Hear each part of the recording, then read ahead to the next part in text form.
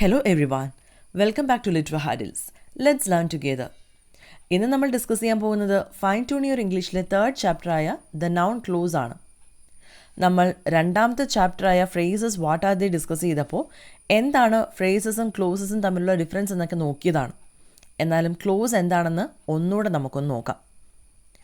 സബ്ജക്റ്റും പ്രെഡിക്കേറ്റുമുള്ള meaning convey ചെയ്യാൻ സാധിക്കുന്ന ഒരു ചെറിയ ഗ്രൂപ്പ് ഓഫ് വേർഡ്സിനെയാണ് ക്ലോസ് എന്ന് വിളിക്കുന്നത്. A small group of words forming a part of a sentence with a subject as well as predicate is a clause. അതായത് നമ്മളിവിടെ രണ്ട് കാര്യങ്ങളെ പറഞ്ഞിട്ടുള്ളൂ. ക്ലോസ് എന്ന് പറയുന്നത് ഒരു ചെറിയ ഗ്രൂപ്പ് ഓഫ് വേർഡ്സിനെയാണ് and that can convey meaning. അതുപോലെ തന്നെ ക്ലോസിൽ ഒരു സബ്ജക്റ്റിനെയും വേർബിനെയും കാണാൻ സാധിക്കും. അതായത് ഒരു സബ്ജക്റ്റ് പ്രെഡിക്കേറ്റ് അല്ലെങ്കിൽ സബ്ജക്റ്റ് വേർബ് കോമ്പിനേഷൻ കാണാൻ സാധിക്കും.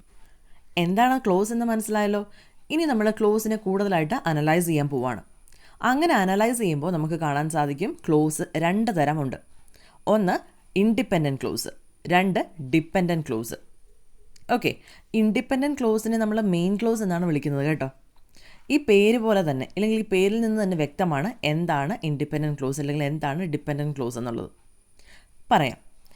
ആദ്യം പറഞ്ഞ ഇൻഡിപെൻഡൻറ്റ് ക്ലോസ് കാര്യം ഇത്രയേ ഉള്ളൂ. ഒരു സെൻറ്റൻസിൻ്റേതുപോലെ ഇൻഡിപെൻഡൻറ്റ് ക്ലോസിന് ഒരു കംപ്ലീറ്റ് മീനിങ് ഉണ്ടായിരിക്കും. ഡിപ്പെൻഡൻറ്റ് ക്ലോസിനാകട്ടെ ഒരു കംപ്ലീറ്റ് മീനിങ് ഉണ്ടാവില്ല. അത് എന്തിനെങ്കിലും ഡിപ്പെൻഡ് ചെയ്താൽ മാത്രമേ അതിനൊരു കംപ്ലീറ്റ് മീനിങ് ലഭിക്കുകയുള്ളൂ. നമ്മളീ പറഞ്ഞ കാര്യം ഒന്നുകൂടെ ക്ലിയർ ആവാനായിട്ട് ഒരു എക്സാമ്പിൾ നമുക്ക് നോക്കാം. ഇൻഡിപെൻഡൻറ്റ് ക്ലോസിന് ഇവിടെ ഒരു എക്സാമ്പിൾ കൊടുത്തിരിക്കുന്നത് നോക്കുക. You can go. ഇതൊരു ചെറിയ ഗ്രൂപ്പ് ഓഫ് വേർഡ്സ് ആണല്ലേ. ഇതിലൊരു സബ്ജക്റ്റ് ഉണ്ട്, വേർബ് ഉണ്ട്. യു എന്ന സബ്ജക്റ്റ്, അതുപോലെ ഗോ എന്ന വേർബ് അല്ലേ. അതുപോലെ തന്നെ ഇത് ഒരു കംപ്ലീറ്റ് മീനിങ് കൺവേ ചെയ്യുകയും ചെയ്യുന്നുണ്ട് അല്ലേ. ഇനി അടുത്തതായി ഡിപ്പെൻഡൻറ്റ് ക്ലോസ് നോക്കുകയാണെങ്കിൽ ഇവിടെ കൊടുത്തിരിക്കുന്ന എക്സാമ്പിൾ വേറെവർ യു ലൈക്ക് എന്നാണ്. ഇവിടെയും ആക്ച്വലി ഒരു മീനിങ് കൺവേ ചെയ്യപ്പെടുന്നുണ്ട്. അതുപോലെ തന്നെ ഒരു സബ്ജക്റ്റ് വെർബ് കോമ്പിനേഷനും ഉണ്ട്. പക്ഷേ ഇതിനൊരു കംപ്ലീറ്റ് മീനിങ് ഇല്ല. ബാക്കി സെൻറ്റൻസും കൂടെ കണ്ടാലേ ഇവിടെ ആക്ച്വലി എന്താണ് കാര്യമെന്ന് നമുക്ക് മനസ്സിലാകുകയുള്ളൂ. അതായത് ഡിപ്പെൻഡൻറ്റ് ക്ലോസിന് ഒരു സെൻറ്റൻസിനെയോ ക്ലോസിനെയോ ഫ്രേസിനെയോ ഡിപ്പെൻഡ് ചെയ്താലേ കംപ്ലീറ്റ് ആയിട്ടൊരു മീനിങ് കിട്ടുകയുള്ളൂ. അങ്ങനെയാണെങ്കിൽ നമ്മൾ തൊട്ട് മുമ്പേ പറഞ്ഞ ആ ഇൻഡിപെൻഡൻറ്റ് ക്ലോസിൻ്റെ എക്സാമ്പിൾ ഇവിടെ നമുക്കൊന്ന് ആഡ് ചെയ്ത് നോക്കാം. അപ്പോൾ സെൻറ്റൻസ് ഇങ്ങനെ കിട്ടും. You can go wherever you like. ഇപ്പോൾ നോക്കുക, ഈ ഡിപ്പെൻഡൻറ്റ് ക്ലോസിനൊരു മീനിങ് ലഭിച്ചത് കണ്ടോ. ഇതാണ് ഡിപ്പെൻഡൻറ്റ് ക്ലോസ്. സോ എന്താണ് ഇൻഡിപെൻഡൻറ്റ് ക്ലോസ് എന്നും എന്താണ് ഡിപ്പെൻഡൻറ്റ് ക്ലോസ് എന്നും മനസ്സിലായല്ലോ. ശ്രദ്ധിക്കുക, ഇൻഡിപെൻഡൻറ്റ് ക്ലോസിന് കംപ്ലീറ്റ് മീനിങ് ഉണ്ടാവുന്നതിനാൽ പിന്നീട് വേറെ ക്ലാസിഫിക്കേഷൻസ് ഒന്നും വരുന്നില്ല. എന്നാൽ ഡിപ്പെൻഡൻറ്റ് ക്ലോസിന് വീണ്ടും ക്ലാസിഫിക്കേഷൻസ് വരുന്നുണ്ട്. അപ്പോൾ നമുക്കൊന്ന് നോക്കാം. There are 3 types of dependent clause. ഏതൊക്കെയാണ്? Noun clause, adverb clause and adjectival clause. Adjectival ക്ലോസിനെ റിലേറ്റീവ് ക്ലോസ് എന്നും വിളിക്കുന്നുണ്ട് കേട്ടോ. ഒന്നുകൂടെ ശ്രദ്ധിക്കുക, നൗണിൻ്റെ ഫംഗ്ഷൻ ചെയ്യുന്ന ക്ലോസുകളെ നൗൺ ക്ലോസ് എന്ന് വിളിക്കുന്നു. They do the function of noun. അതുപോലെ ആഡ്വർബിൻ്റെ ഫംഗ്ഷൻ ചെയ്യുന്ന ക്ലോസിനെ ആഡ്വർബ് ക്ലോസ് എന്ന് വിളിക്കുന്നു. They do the function of adverb. അതുപോലെ അഡ്ജക്റ്റീവിൻ്റെ ഫംഗ്ഷൻ ചെയ്യുന്നതിനെ അഡ്ജക്റ്റീവൽ ക്ലോസ് എന്ന് വിളിക്കുന്നു. They do the function of adjective. നമ്മുടെ ചാപ്റ്ററിൻ്റെ പേര് ഓർമ്മയുണ്ടല്ലോ, ദ നൗൺ ക്ലോസ്. സോ ഈ നൗൺ ക്ലോസ് ഡിപ്പെൻഡൻറ്റ് ക്ലോസിൻ്റെ കാറ്റഗറിയിലാണ് വരുന്നതെന്ന് ഇപ്പോൾ മനസ്സിലായില്ലേ. അപ്പോൾ നമ്മൾ നൗൺ ക്ലോസ് എന്താണെന്നാണ് ഈ ചാപ്റ്ററിൽ പഠിക്കാൻ പോകുന്നത്. എന്താണ് നൗൺ ക്ലോസ് എന്നുള്ളത് ഓൾറെഡി നമ്മൾ പറഞ്ഞായിരുന്നു. എന്തായിരുന്നു? Clauses that do the function of noun is called noun clause അല്ലേ. നൗൺ ക്ലോസിലേക്ക് കടക്കും മുമ്പ് ഒരു ക്വസ്റ്റ്യൻ ചോദിക്കട്ടെ. What are the functions of noun? ഇനി നമ്മൾ നോക്കാൻ പോകുന്നത് അതാണ്, ഡിഫറെൻറ്റ് ഫങ്ഷൻസ് ഓഫ് നൗൺ. ആദ്യമേ നമുക്ക് ഒരു എക്സാമ്പിളിൻ്റെ ഹെൽപ്പോട് കൂടി നോക്കാം. ബ്രിട്ടാനിയ റൂൾസ് ദ വേവ്സ് എന്നാണ് ഇവിടെ കൊടുത്തിരിക്കുന്ന എക്സാമ്പിൾ. ഈ സെൻറ്റൻസിൽ 2 നൗൺസ് ഉണ്ട്. നിങ്ങൾ ശ്രദ്ധിച്ചോ? ഏതൊക്കെയാണ്? ഒന്നാമത്തേത് ബ്രിട്ടാനിയ, സെക്കൻഡ് വൺ വേവ്സ് അല്ലേ. 2 നൗണുകൾ ഇവിടെ ഉണ്ടെങ്കിലും അവ 2 ഫങ്ഷൻസ് ആണ് ഈ സെൻറ്റൻസിൽ ചെയ്യുന്നത്. അതായത് ഫസ്റ്റ് വൺ ബ്രിട്ടാനിയ എന്ന നൗൺ ഈ സെൻറ്റൻസിലെ സബ്ജക്റ്റാണ്. ഓക്കെ, ഈ സെൻറ്റൻസിലെ പ്രെഡിക്കേറ്റിൻ്റെ ഭാഗത്ത് വേവ്സ് എന്ന അടുത്ത നൗൺ വരുന്നു. സെൻറ്റൻസിലെ പ്രെഡിക്കേറ്റിൻ്റെ ഭാഗത്ത് വരുന്ന നൗൺ എന്ന് പറയുന്നത് ഒബ്ജക്റ്റ് ആയിരിക്കും. Okay, so it acts as A object of the verb rules. അതായത് റൂൾസ് എന്ന വേർബിൻ്റെ ഒബ്ജക്റ്റായിട്ട് രണ്ടാമത്തെ നൗൺ വേവ്സ് ഇവിടെ ഫങ്ഷൻ ചെയ്യുന്നു. ഇതിൽ നിന്ന് നമുക്കൊരു കാര്യം മനസ്സിലാക്കാൻ സാധിക്കും. ഇവിടെ noun functions as the subject and noun functions as the object. In short നമ്മൾ പറഞ്ഞു വരുന്ന ഇത്ര കാര്യമേ ഉള്ളൂ. ഈ സെൻറ്റൻസിൽ സബ്ജക്റ്റായിട്ടും നൗൺ ആക്ട് ചെയ്യുന്ന കാണാൻ സാധിക്കും, അതുപോലെ തന്നെ ഒബ്ജക്റ്റായിട്ടും നൗൺ ആക്ട് ചെയ്യുന്ന കാണാൻ സാധിക്കും. ക്ലിയർ ആയോ? അപ്പോൾ നൗണിൻ്റെ ആദ്യത്തെ 2 ഫങ്ഷൻസ് നമ്മൾ മനസ്സിലാക്കി കഴിഞ്ഞു. Noun can act as a subject and it can act as an object. ഇനി അടുത്തത് noun can act as a subject compliment. ഇനി നൗണിൻ്റെ അടുത്ത ഫങ്ഷനിലേക്കാണ് നമ്മൾ പോകുന്നത്. ഓക്കെ, നൗൺ ഒരു സബ്ജക്റ്റ് കോംപ്ലിമെൻ്റായി ഫങ്ഷൻ ചെയ്യുന്നു. അപ്പോൾ എന്താണ് സബ്ജക്റ്റ് കോംപ്ലിമെൻ്റ് എന്നുള്ളത് ഒരു എക്സാമ്പിളിലൂടെ തന്നെ നമുക്ക് നോക്കാം. Sancho Panza was a barber before he turned a follower of Don Quixote. ഇവിടെ ക്യുഹോത്തെ എന്നത് സ്പാനിഷ് നെയിമാണ്, അതുകൊണ്ടാണ് അതിൻ്റെ പ്രൊനൗൺസിയേഷൻ അങ്ങനെ വരുന്നത് കേട്ടോ. അപ്പോൾ എന്താണ് സബ്ജക്റ്റ് കോംപ്ലിമെൻറ്റ് എന്നുള്ളത് നമ്മൾ പറഞ്ഞു വരുന്നത്. Sancho Panza was a barber before he turned a follower of Don ക്യുഹോത്തെ.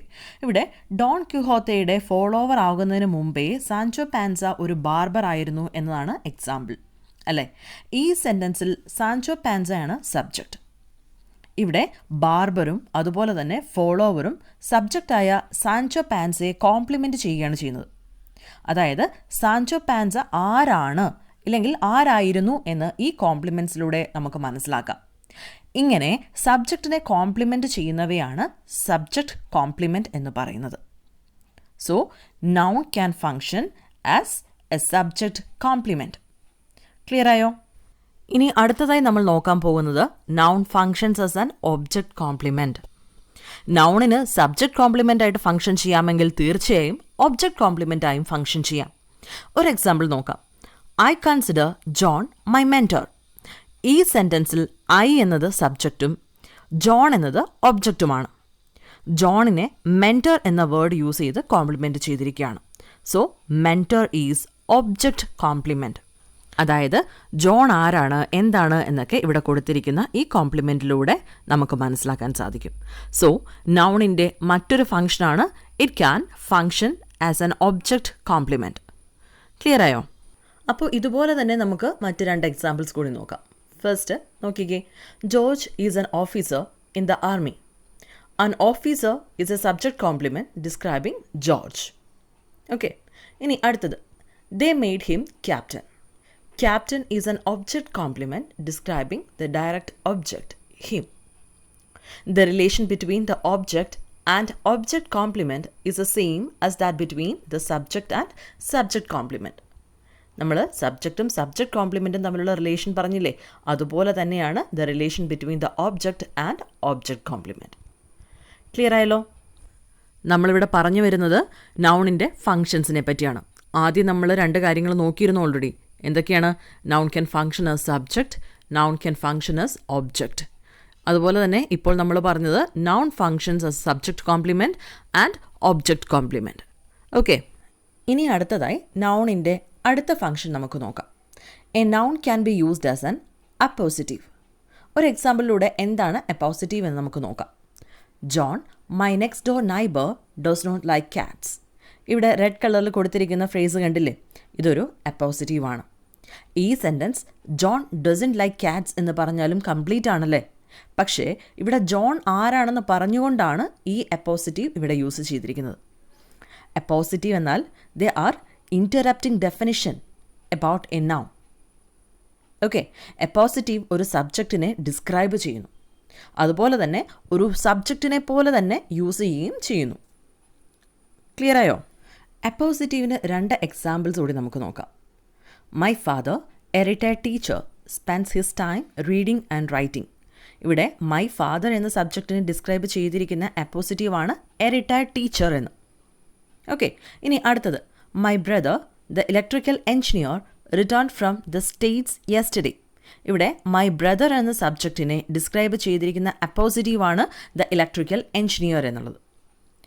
ഇപ്പോൾ ക്ലിയർ ആയോ അപ്പോസിറ്റീവ് എന്നാൽ എന്താണെന്ന്? അപ്പോൾ ഇത്രയും നേരം നമ്മൾ പറഞ്ഞു വന്നത് നൗണിൻ്റെ ഫങ്ഷൻസിനെ കുറിച്ചാണ് അല്ലേ? എന്തൊക്കെയായിരുന്നു? ഒന്നുകൂടെ സമപ്പ് ചെയ്യാം. Noun functions as a subject of a sentence, as A object of a sentence, as a subject complement and object compliment, as an appositive. അപ്പോൾ ഇതേ ഉപയോഗമാണ് നൗൺ ക്ലോസിനുമുള്ളത്. ഓക്കെ, ഇത്രയും കാര്യങ്ങൾ മനസ്സിലായെങ്കിൽ ബാക്കി ഈസി ആയിരിക്കും. സോ ഇനി നൗൺ ക്ലോസിലേക്കാണ് നമ്മൾ കടക്കാൻ പോകുന്നത്. Noun close can be used as a subject of a sentence. നമുക്ക് നോക്കാം. നമുക്ക് താഴെ കൊടുത്തിരിക്കുന്ന എക്സാമ്പിൾസ് നോക്കാം. അതിൽ first one, what he said is totally false.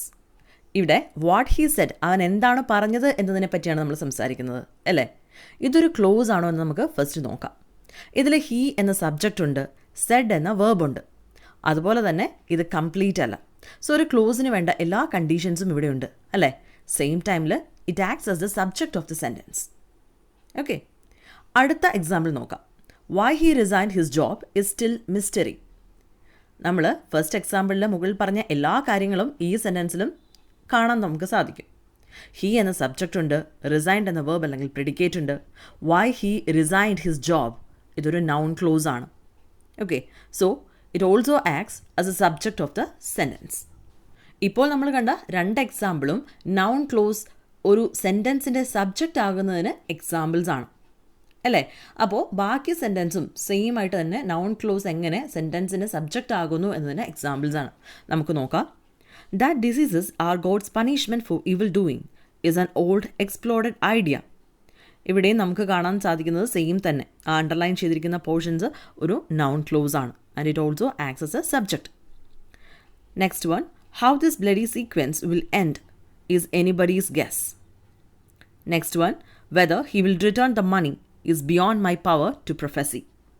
ഇവയെല്ലാം നമ്മുടെ noun clause subject of a sentence ആയി വരുന്നതിന് എക്സാമ്പിൾസ് ആണ്.